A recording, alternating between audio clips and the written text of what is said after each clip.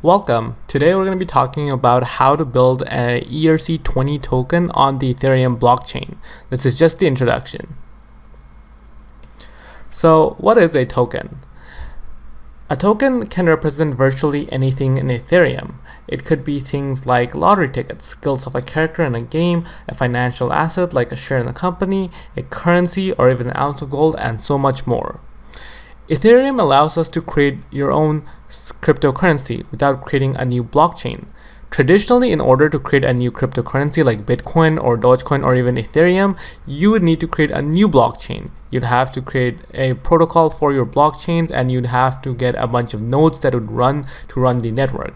You'd have to convince people to use your nodes, and you could spin up your own network of nodes yourself to create your own blockchain. And there's just so much work involved in doing that. On Ethereum, however, with the help of smart contracts, you can actually just create your own currency without needing a separate blockchain. That is, it'll just run on the Ethereum blockchain. Hence, that's a huge deal. So this type of token is called, this type of currency is called a token. And what exactly is an ERC20 token? The ERC20 token introduces a standard for fungible tokens. A fungible token is just a token that is the exact same in type and value with another token.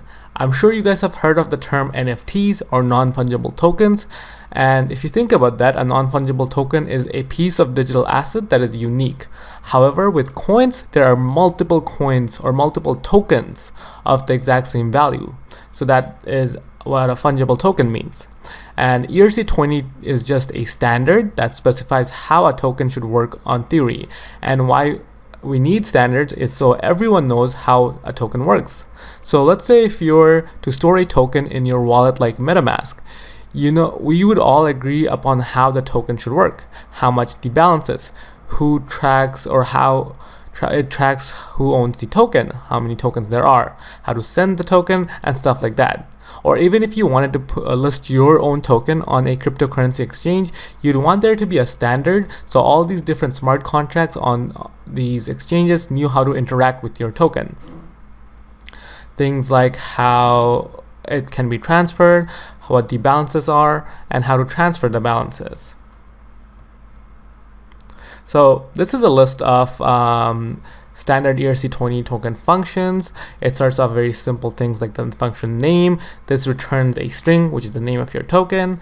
There's the function symbol, which returns another string, which is the symbol of your token, and the function decimals that returns how many decimals there are, how many decimals are being used to represent your token. The total supply, which is another function.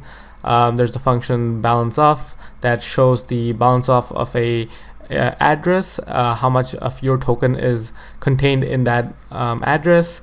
There's the transfer function, which has parameters to and value, so it's just transferring from your address to a specific address and a certain value is being transferred.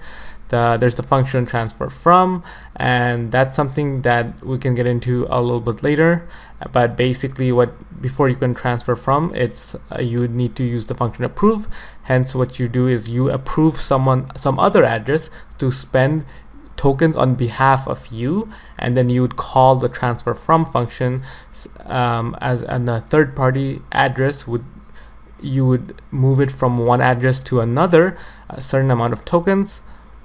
And then there's also the function allowance, which allows how much of a token can be transferred if it's not yours. Thanks for watching, guys. Please leave a like, comment, and subscribe. I'll catch you guys in the next video. Have a good day.